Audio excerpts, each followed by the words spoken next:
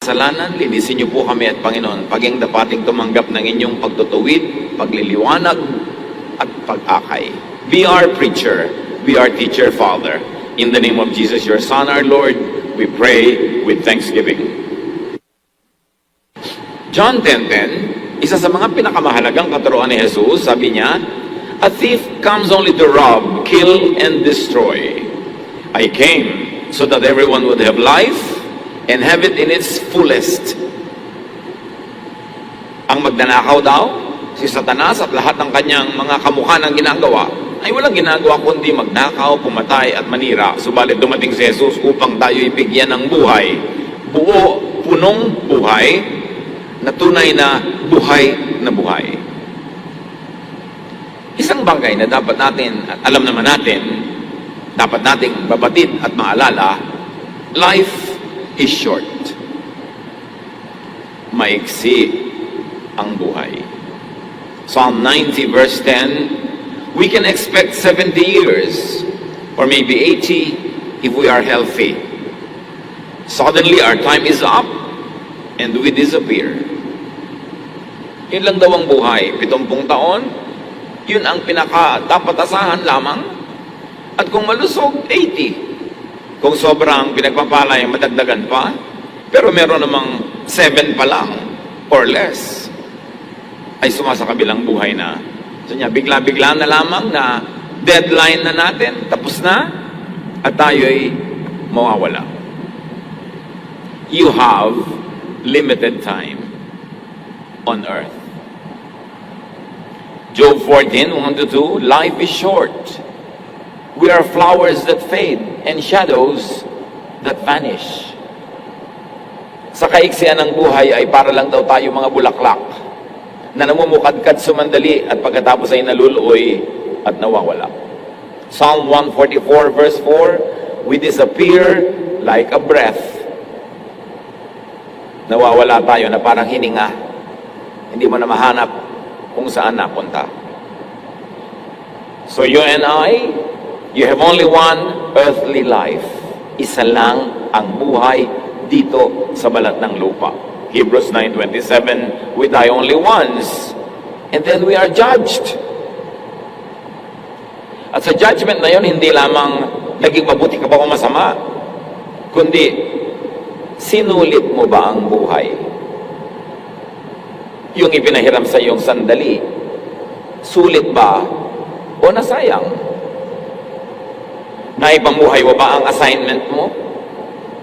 Nagawa mo ba ang dapat mong gawin at gusto mong gawin? O dumaan ka lamang nang wala ka man lang naiwang bakas? Wala ka man lamang dalasap na ligaya para kang hindi nabuhay? Because you have only one life, you have only one true self. Isa lang ang tunay mong ikaw. Ang mga tao, maraming balat kayo, maraming kunwari, maraming maskara, pero isa lang ang tunay na ikaw. Psalm 139:13, 15-16, for you created my inmost being, O God, you knit me together in my mother's womb. Kayo po, O Diyos, ang bumuo sa kaloob-looban, kahimay-himaymayan ng aking pagkatao. Kayo ang tumahi, nagtagni-tagni, bumuo sa akin. My frame was not hidden from you when I was made in the secret place, when I was woven together in the depths of the earth.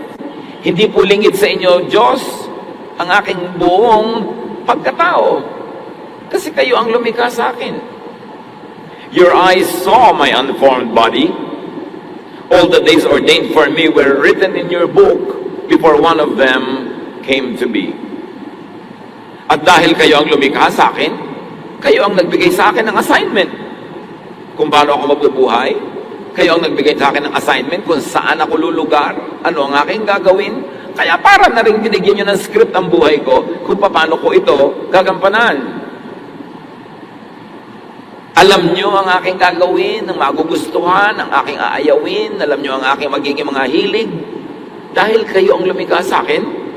At dahil dyan, alam nyo, generally speaking, kung ano ang tatahakin kong landas, anong buhay ang aking isasabuhay. Alam yun ng Diyos.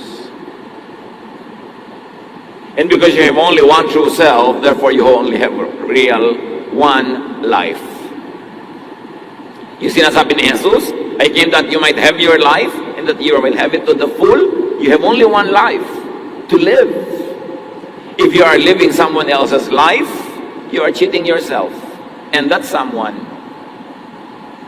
Marami po sa atin, malungkot kasi hindi tayo nabubuhay ng gusto natin.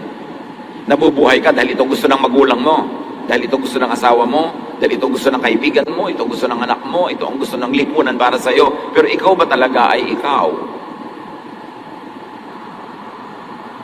Buong buhay na lang mula pagkabata, pinaglalaban mo, alam mo man o hindi na mamuhay ka ayon sa iyong katotohanan. Pero maraming makapangyarihan sa paligid mo na telling you how to live. Hindi dapat ang gusto mong kulay, hindi dapat ganyan ang hilig mong pagkain, hindi dapat ganito ang kan mo. Dahil ito ang gusto ko, ako ang may kapangyarihan sa iyo. Ako ang nagpapakain sa iyo. Habang bata, yes, why not turuan ng mga positive values and godly values dahil inuhubog. Pero pagkatapos ng pagkabata, pinapayagan na tayo dapat na lumago, parang halaman, kung saan mo gustong dalhin ang iyong sanga, kung anong gusto mong maging kulay. At patapos na ikaw ay makalaya sa imposition ng iyong mga lolo, lola, mga magulang, mag-aasawa ka, imposition naman ng asawa mo ngayon kung paano ka mabubuhay. Siyempre may adjustment ka kasi may asawa ka, lalo to ko sa iyong puri, katapatan sa kanya. Pero yung bang gusto mong gawin, yung profesyon, yung trabaho, yung gusto mong maging ayos mo, talaga bang dapat pinapakialaman yan kahit ng asawa? Meron ba talagang karapatan ng sino man to tell you kung sino ka dapat maging? Diyos ang lumikha sa'yo. At kung ano ang iyong nadarama, kung anong likas, kung anong totoo, yun ang likha sa'yo. Psalm 139:14, I praise you because of the wonderful way you created me. Everything you do is marvelous, including me. Of this, I have no doubt. Pero marami sa atin, lumaki at tumanda na lang, napapaniwala ng iba na wala tayong kwenta, mali tayo, we are a mistake. Dahil hindi tayo sumusunod sa kanilang kagustuhan. Pero sabi niya, lahat ng inyong nilikha, pabuloso, maganda, kahanga-hanga. At ikay nilikha ng Diyos, therefore kasali ka sa magandang bagay na yon. Because you have only one true self and one true life, you have only one true love. Ano ba talagang gusto mong gawin sa buhay? Ano ba talaga ang gusto mong profesyon? Ano ba talaga ang gusto mong mahalin na gawain, mahalin na mga activities, mga paniniwala? You have only one true dream. And because of that, you have only one true enjoyment.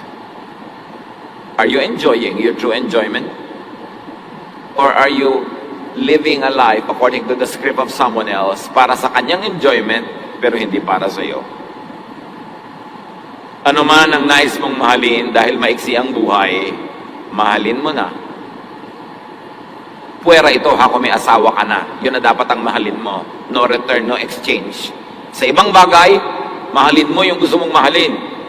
Sundan, habulin, tukdin mo na ang gusto mong sundan at habulin. Pangarap, panaginip, gusto mong akyatin ang Mount Mayon, sisirin ang Marianas Trench, gawin mo na. Enjoyin na. Now na. Sabihin nyo nga sa katabi nyo yan, now na. Lovingly, ha? Pakapagalitan nyo na naman yung katabi nyo, now na. Because you do not hold tomorrow.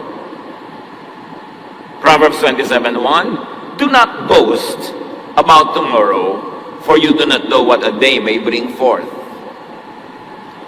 Merong isang babaeng hirap na hirap sa buhay niya dahil yung asawa niya, ibang-iba ugali, dinomina na siya, kinaya-kaya siya, diniktahan siya. Sabi niya, mamamatay din yan. Pag namatay na, gagawin ko na yung gusto ko. Nauna pa siyang namatay. Mahaba ang buhay ng asawa. Meron namang mga tumandang dalaga na hindi pa makapag-text sa mga kalalakihan dahil napakahigpit ng magulang. Sabi niya, mamamatay din si nanay. O nauna si nanay. Nauna pala si anak. So hindi na nakapag-text si babae. 50 years old na, hinihigpitan pa ng magulang. O ginabi ka na naman. Nanay, wala na pong re-rape sa akin. Huwag na kayo mag-alala. Ang tanda-tanda na, hinihigpitan pa, dinidiktahan. Paano binili mo? Mahal yan. Bakit mo binili yan? Mga magulang naman, yung mga anak nyo mga above 25 na bigyan nyo naman ng espasyo. Ayaw nyong bumili, di huwag kayong bumili. Gusto nila, lalo nagtatrabaho naman sila, hayaan nyo sila. Kailan pa sila lalaya pag kayo nakremate na? Kailangan yung presence natin sa ating mga mahal sa buhay, nakakapagpalaya, hindi nakakapagpakulong. Nakakatulong sa kanilang lumago, hindi yung binabansot natin sila. Sa halaman lang maganda ang bonsai, sa tao hindi. And I don't mean height, I mean yung nabobonsai ang utak, nabobonsai ang puso. Ecclesiastes 5:18, what is the best thing to do in the short life that God has given us? I think we should enjoy eating, drinking, and working hard. This is what God intends for us to do. So mga kapatid, enjoy as if you would die today because you might die today. Huwag naman nawa. Pero pwede, di ba? But work hard, save as if you would live a very long life. Therefore, balance. Paano ko po ba hahawakan ang pera ko? Iipunin ko para sa kinabukasan? Na baka hindi dumating? O gagastahin ko ngayon lahat, tapos tumahumaba ang buhay ko, wala akong pera bukas. E di kalahati gastahin mo ngayon, kalahati isave mo para bukas. Kung namatay ka ngayon, nakagastos ka na. Kung humaba buhay mo, may natira pa rin sa iyong kalahati. Pero hindi puro save, save, save lahat para sa future. Paano kung hindi mangyari yon? Ipon ka ng ipon, hindi ka talaga gumagastos. Ang dami mong naiwan sa asawa mo. After 9 days mo pagkamatay, nag-asawa na siya. Di nag-enjoy yung pangalawa niyang asawa. Di ko nagdusa, di lugi ka. Pero inubos-ubos biyaya mo naman, bukas sa katunganga, humaba pala ang buhay mo, wala ka ng pera. Kaya, nagsisave a little, gumagastos a little, do everything in one day, because this could be your last day. Balanse dapat ang buhay. At kung ano man ang gusto mong lasapin ngayon, lasapin mo na. Kasi, yung gusto mo ngayon, pagdating ng araw, hindi mo na rin naman gusto naiiba ka. You will never pass this way again. Isaiah 43:18, forget what happened long ago. Don't think about the past. Huwag laging nung araw, tapos na yun. Kailangan yung ngayon ang iyong asikasuhin. Huwag kang magpatali sa past, nadala ka nung araw, nasaktan ka nung araw, nabigo ka nung araw, ngayon ayaw mo na mag-try. Iba naman ngayon Dapat keep trying. And unlike technology, life has no pause, no rewind, no erase, no delete. You have only this one chance. Pag lumampas, sayang. Mga magulang ko, ang mga anak nyo, meron talagang true love. Kahit ayaw nyo sa tao, hayaan nyo siya naman ang makikisama, din naman kayo O ngayon, nabigo siya, hayaan nyo siya, choice niya. Pero yung kayo ang sinunod, tapos buong buhay, naiinis sa inyo dahil hindi niya nagawa yung gusto niya. Pero on the surface, po at ang opo. Pero may kim-kim na sama ng loob dahil sinikil nyo siya. Hindi naman yata ganon ang magandang maramdaman sa atin ng ating mga anak. Kaya dapat yung tapos na, yung present gawin, asahan, paghandaan yung bukas, dumating man o hindi. Philippians 3:13, sabi ni Pablo, my friends, I forget what is behind and I struggle for what is ahead. Nililimot ko na yung nakaraan, lalo't mapait, masaklap, tapos na yun. Bukas, iba naman. Do not waste time, energy, and your life living a lie, living a half life. Sabi ni Jesus, I came that you will have a full life. A half life is a one whole nonsense. Full. Kahit may edad ka na, gusto mo pang mag-aral ng architecture, may pampaaral ka naman, aral. Hindi mo natupad ang gusto mong kurso nung araw, nagpalaki ka ng anak, ngayon, Gawin mo. At huwag ka na mag-alaga ng mga apo. Nag-alaga ka ng mga anak, apo pa. Dapat yung anak mo mag-alaga ng apo para lumaya ka naman. Baka naman hanggang tawagin ka ng Diyos, meron kang bine-breastfeed. Kailangan naman makalaya ka, lalo kung may edad ka na. Diba? Gusto mong magsumba, gusto mong mamasyal, do it. Ephesians 5:15, make every minute count. Do not die possessed by regrets. You will never pass this way again, so do not gamble on the chance that someday, somehow you would be magically set free by tadhana for you to live your true life. Hindi mo maipapamuhay ang totoong gusto mong buhay unless ikaw ang gumawa nun. Walang gagawa nun para sa'yo. Kasi kung masusunod lang ang mga tao sa paligid, tatanggalan ka nila ng buhay at yung buhay nila ilalagay nila sa katawan mo para mabuhay ka according to what they want. Pag hinayaan mo ang mga tao sa paligid, tatanggalan ka nila ng utak at yung utak nila ilalagay nila sa loob ng bungo mo para yung pag-iisip nila ang umiral sa buhay mo.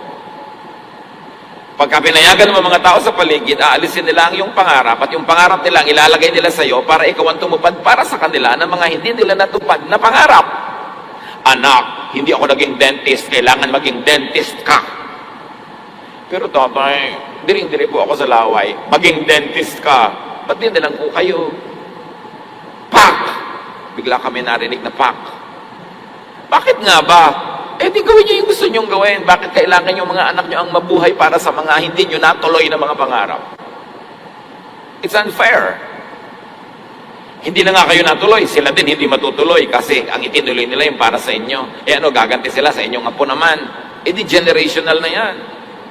No one will do your life for you except yourself. At may lakas para gawin yan. Philippians 4:13, I can do all things through Christ who gives me strength. At hindi lang yun strength to suffer, but also strength for self-realization and fullness. Kailangan mo ng lakas ng loob para magdusa at humarap ng hawakan, buhatin ang pagdurusa. Pero kailangan din ng lakas ng loob para sumaya. Para gawin mo yung talaga nagpapasaya sa iyo. Only you truly know how God created and wired you. Only you truly know your true strengths and weaknesses, even your imperfections. Kayo lang nakakaalam ng tunay na tinatawag ni Paul na thorn in the flesh. Isang uri ng kahinaan o kapintasan, ano man yon, na nasa iyo at kailangan mong tanggaping kasama ng iyong pagkatao. 2 Corinthians 12:8-9. Sabi ni Pablo tungkol sa kanyang thorn in the flesh, kung ano man yung kanyang kapintasan, kahinaan o karamdaman, ano man yun, hindi niya kasi sinabi. 3 times, I pleaded with the Lord to take it away from me. 3 times, I pleaded with the Lord to take it away from me. But He said to me, my grace is sufficient for you, for my power is made perfect in weakness. Therefore, I will boast all the more gladly because about my weaknesses, so that Christ's power may rest on me. Not once, not twice, but thrice, sabi ni Paul. Ipinakiusap ko sa Panginoon na alisin itong kahinaan ko na ito. Pero sabi niya, habang mahina ka, lalong tumitingkad ang lakas ko na ibinubuhay ko sa iyo.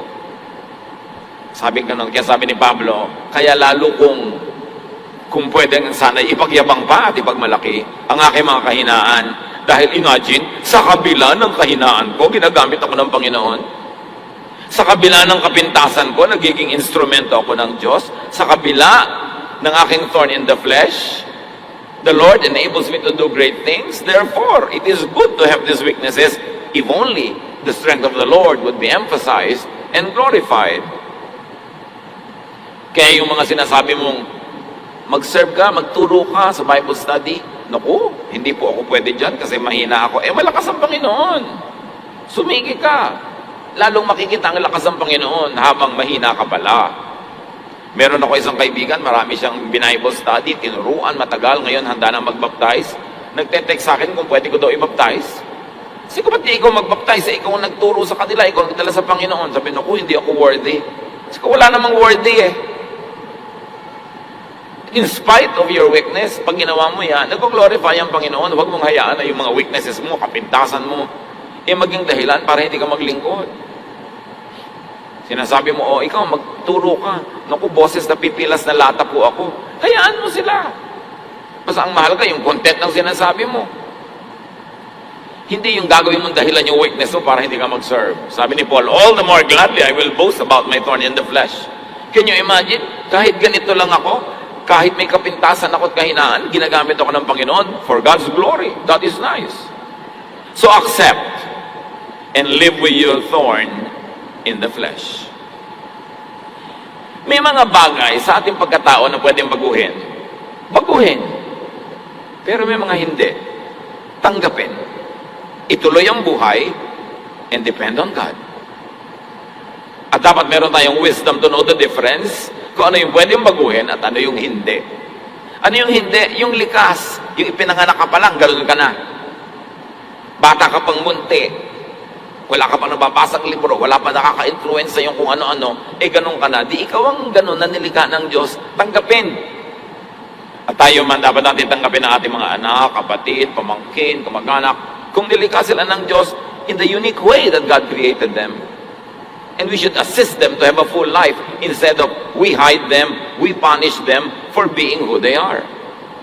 Sabi nga ulit ng Psalm 139, 13 and 16, for you, O God, created my inmost being. You knit me together in my mother's womb. All the days ordained for me were written in your book before one of them came to be. So it was God who created and wired you. At sabi ni Paul, sa kabila ng kanyang mga kahinaan, ginamit siya ng Panginoon wonderfully. 1 Corinthians 15:10, but God was kind. He made me what I am. And His wonderful kindness wasn't wasted. Hindi ako nasayang, hindi nasayang ang paglikha sa akin ng Diyos kahit ako may thorn in the flesh. So grow, achieve, serve in spite of. Only you know how true and honest and faithful you really are to your Creator, to your inborn self, to your true aspirations. Kayo at bukod tanging kayo lamang ang makababatid kung kayo'y matapat sa inyong tunay na pagkakalikha ng Diyos, pagkatao, at sa inyong mga tunay na hinahangad, mga pangarap at adhikain. Do you betray your own aspirations just to please others? Be faithful to your Maker first, then to your true self, before being faithful to the impossible expectations of society. Jesus set you free from impossible expectations of the law, of society, of values of people around you. Galatians 5:1, it is for freedom that Christ has set us free. Stand firm then, and do not let yourselves be burdened again by a yoke of slavery. And this is slavery to the law, to tradition, to the expectations of society. And don't be a slave. Live correctly, exercise your freedom, as long as your freedom does not infringe upon the freedom of others. Because your freedom stops when it begins to interlap, it begins to intrude into the freedom of others. But as long as you are not harming others in the exercise of your freedom, Christ has set you free. Stop slavery to tradition, to the religious legalism, slavery to social expectation. Maging totoo sa sarili. Psalm 51:6, surely you desire truth in the inner parts. Sa kaloob-looban, sa puso, sa kaibuturan ng damdamin, ang gusto ng Panginoon ay katotohanan. Ecclesiastes 7:13, think of what God has done If God makes something crooked, can you make it straight? Pwede mo bang ibahin ang likha ng Diyos? Pwede mo bang ibahin ang pagkatao na Diyos ang lumikha? Ang pagkatao pwedeng improvein, pwedeng ayusin, pero hindi pwedeng ibahin apart from its original creation. Pwedeng i-fine-tune, pwedeng, but you could only be the better version of your own true self. You cannot be someone else. Continue to improve within the bounds of your truth, but you cannot be improving in the area where you are not really truthful to yourself. Be freed. Live by the teachings of Jesus. Binabago natin ating ugali para mas maging mabuti tayong tao. Binabago natin ang ating method para mas improve ang ating trabaho. Binabago natin ang ating mga pamamaraan para mas guminhawa ang buhay. Pero yung ikaw, paano mo babaguhin yun? Pwedeng improvein. Pwedeng patalasin ang isang kutsilyo, pero hindi siya pwedeng gawing bulaklak. Kutsilyo siya. So, be truthful about how you handle yourself and be realistic about your expectations of yourself and of others so that you will not curtail the freedom of other people. Do not be enslaved by other people's teachings. Only be set free by the teachings of Jesus. Do not be enslaved by faulty, oppressive interpretation of Scripture. Madali namang sabihin God said. Pero sometimes, He said that God said. Siya lang palang may sabi, hindi naman ng Diyos. O kaya, baluktot ang interpretation and application. So lahat ng mga God said, teaching, salain sa katuruan ni Jesus, at yung lalampas lang doon, ang marapati pamuhay. Because Christ changed all the law and gave only one command, and that is a command to love one another. Unless against the spirit of Jesus' teachings, love your true love. Live your true dream. Enjoy your true fun. Liban na lamang na lumalabag sa kautusan ni Jesus, sundin ang puso. Ecclesiastes 11:8-9, even if you live to a ripe old age, you should try to enjoy each day, because darkness or death will come and will last a long time. Kahit matanda ka na, sabi ganun, mag-enjoy ka pa everyday. Huwag yung, ay, matanda na ako. Yun nga po, matanda na kayo So, mag-enjoy na kayo. Hindi yung dahil matanda na ako, hindi na ako mag-enjoy. Naku, mami, lola, bakit kayo nakabikini? Alam mo, anak, strict ang parents ko noon hindi ako nakapag-bikini. Kaya ngayon, nakabikini ako. Sige po, bravo, lola. Ito po ang kumot dahil nanginginig na kayo. Pero nagbikini.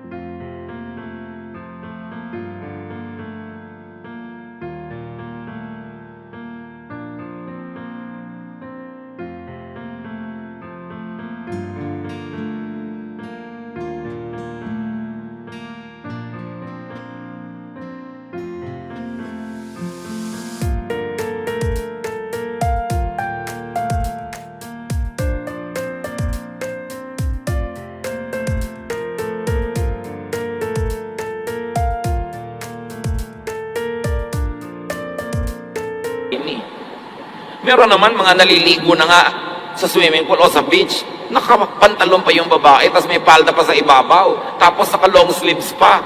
Ba't ka pa naligo? Ano naman ang sama? Maliligo ka, nakapampaligo ka. Tama, dahil ang isda nga, di ba, nakapampaligo ng suot kasi nasa tubig Kung nasaan ka, pero yung iba sobrang religyoso, sobrang stricto, mali na. Hindi ka nalunod ka na tuloy sa bigat ng kasuotan mo. At naligo ka sa beach, pag-ahon mo, may dala kang 3 kilong buhangin. Di ba nalang magpapagawa ka ng bahay, hindi mo kailangan yon. So be cheerful and enjoy your life while you are young. Sabi na Ecclesiastes. Do what you want and find pleasure in what you see. Sabi lang, only God will judge you. Ibig sabihin, pag may sumobra ka, mali ang ginawa mo, God will judge you. Pero hindi lang yun ang judgment. Yung masarap at maganda mong pwedeng gawin, hindi mo ginawa, ma-judge ka rin. Dahil sasabihin ng Diyos, sinayang mo ang ipinahiram ko sa iyong buhay. Gusto ko maligaya ka. Mali ang pagkakakilala mo sa akin. Ano ako, killjoy? Ano ako, gusto ko magdusa ka? Kaya nga kita kinreate, ang regalo yung ay buhay. Regalo yan, hindi ang parusa. Ba't ka nagdurusa lagi? Magdusa ka lang kung kailangan. Pero pwedeng hindi magdusa, mag-enjoy ka. Merong Jesus limits, syempre yon. You must not break the law of love for others. In your enjoyment, you should not exercise hatred or disdain for others. Doon sa tinatawag nating alibughang anak, the prodigal son, Luke 15:12-13, the younger son said to his father, "Give me my share of the property." So the father divided his property between his 2 sons. Not long after that, the younger son packed up everything he owned and left for a foreign country where he wasted all his money in wild living. 99.99999% lahat ng pagtuturo tungkol sa istoryang ito, minamasama ang ginawa nitong anak na ito. Pero hindi naman napapansin ang lahat ng nagbabasa ng Bible, yung tatay sa storya, representing God, hindi niya minasama ang ginawa ng kanyang anak. Sa katunayan, pag-uwi ng anak niya, walang sumbat, walang sermon, dali-dali niyang sinalubong, patakbo pa niyang sinalubong at niyakap, pinasuutan ng sandalyas, ng singsing, ng balabal, nirestore ang kanyang position sa kanyang tahanan, bagamat ini-insist ng anak, hindi po ako naging mabuting anak, gawin niyo lang po akong katulong, huwag niyo na ako sweldohan, pakanin niyo lang ako, mas maganda pang kalagayan ko dito kaysa doon sa labas. The father heard none of it. And the lesson here should be learned from the father, not from the preachers against the son. Dahil sa storya, kahit mula sa bibig ni Jesus, wala tayong narinig na minasama yun. Ang tanong ay ito, was the younger son the one who was true to himself? Kasi may kapatid pa siya, may kuya. Hindi gumasta ni hindi naglitsyo ng maliit na kambing, laging nagtatrabaho, laging correct, laging proper. Pagkatapos nung umuwi itong kapatid niya, galit siya, ayaw niya sumama sa kasiyahan, at sinumbatan niya ang tatay niya, at tinutino kong anak, lagi ako nagtatrabaho, hindi niyo ako pinaghanda kahit kailan. Lagi ako nagsasakripisyo. At sabi ng tatay, sino may sabi magsakripisyo ka? Nandito ka lagi. Everything I have is yours. Anong problema mo? Ba't ka nagtiis ng nagtiis? Itong kapatid mo, naligaw. Ngayon umuwi. Magsaya tayo. Sabi ng tatay. So sino sa dalawang anak na ito ang mas totoo sa sarili? At alam ng tatay yon, nandito ka, tiis ka ng tiis, tipid ka ng tipid. Pero ang totoo, nagagalit ka sa buhay mo, nagagalit ka sa akin, nagrereklamo ka, kaya yan, lumabas. Yung kapatid mo, pareho lang kayo. Kaya lang siya, ginawa niya yung gusto niya. Ikaw nagtiis, nagtipid. Tapos ngayon, magrereklamo ka. So, did the truthfulness of the younger son reveal and define the truth about the father? The love of the father, the kindness and grace of the father. Diba? Where I am weak, you are strong. Where I am dark, you are light. At dahil sa kahinaan nitong anak na bunso, na ipakita ang kalakasan ng kanyang ama. At dahil sa kanyang pagpapabaya, dahil sa kanyang pag-abuso, na ipakita ang pag-ibig ng ama. Hindi ba yun ang lesson ng kwentong ito? Ano ka man, mahal ka ng Diyos. Nagkamali ka, bumalik ka lang, i-restore ka ng Diyos. Yung akala mo hindi nagkakamali, laging ganyan, proper, correct, laging naka-long sleeve, naka-close neck dito, laging banal. Anong kalooban? Alam din yun ng ama. Sino ba ang talagang maka-Diyos? Yung mukhang maka-Diyos sa kilo, sa itsura, o yung ang puso ay malapit sa ama, na kung nagkamali man ay bumabalik, humihingi ng tawad, hindi nag-iisip na siya ay deserving. Kasi sabi niya, I learned my lesson, hindi ko na po deserve kumain ng sa pagkainan nyo, doon na lang ako sa mga katulong, huwag nyo na akong pasweldohin, pakainin nyo lang ako, hindi nyo na ako anak, iturin nyo na lang akong alila. Yun ang ugali niya. Ito yung naglustay. Yung isa, natito ako lagi, hindi nyo malang ako pinaghanda. Meron siyang feeling of entitlement. Sino talaga ang mabait sa kanilang dalawa? Mag-isip tayo. Ikinuwento ni Jesus yung kwento na yon dahil meron siyang gustong sabihin sa Ama. Ano ka man, ano man ang pagkakamali mo, manumbalik ka lang sa Kanya, mahal ka pa rin ng Diyos. Yun ang lesson. Hindi yung nagpapanggap ka doon, nagbabanal-banalang ka, pero yung kalooban mo naman pala inaanay, nagreklamo ka, nagagalit ka, at naiinggit ka sa mga nag-e-enjoy. Kaya inis na inis ka nag-e-enjoy, gusto mong ipahiya, gusto mong mapagalitan sila, kasi may inggit ka pala eh. Do you know that every form of criticism is an expression of envy? Na yung mga pintasera, inggitera yan, magkapatid na kambal ang pintas at inggit. Kaya namimintas na iinggit. Kasi kung hindi na iinggit, hindi dapat naaawa ka, makasalanan siya, kawawa naman. Pero makasalanan siya, dapat siyang parusahan. May inggit yun. Yung babuti pa siya, 5 boyfriend, ako, isa lang, o wala pa. Yung pala, kaya nagagalit sa maraming boyfriend. Wala lang palang nanligaw. Pero kung meron lang sana, 7 siguro boyfriend niya. Kaya yung mga pamimintas natin, suriin natin ating sarili, naiinggit lang ba talaga ako? Kasi kung totoo akong banal at matuwid, hindi ko dapat pinipintasan yung nagkakasala sa tingin ko. Dapat ipanalangin ko sila, mahalin ko sila. Hindi ko sila dapat ipahiya, bukuhin. Pero gusto ko silang saktan kasi nasasaktan ako dahil nag-enjoy sila, ako hindi. Suriin natin ang buhay kasi sasandali, sayang naman kung uubusin mo sa inggit sa kapwa. Di ibuhay mo yung buhay mo. Kita niyo yung younger son? He lived the way he wanted. Obviously, it was not the best decision, but the father loved him nevertheless. So live your true life. Do not make others live your life for you. Do not live in others. Kung minsan yung tiya mo, tiya, huwag niyong papasukin ang espiritu niyo sa aking katawan. Meron ako sariling espiritu. Kung gusto niyo mag-duster kayo, mag-duster. Ayoko mag-duster eh. Bakit ba niyo isinisiksik sa akin ang gusto niyo? Masamang espiritu, umalis ka sa katawan ng tiya ko. Huwag mong ganun. Dahil pinoposes mo ako. I have my life. Why are you imposing your life on me? As long as I'm not harming others, hindi ako nagnanakaw, hindi ko sisira ang buhay nila, let me live my life. 1 Peter 1:24.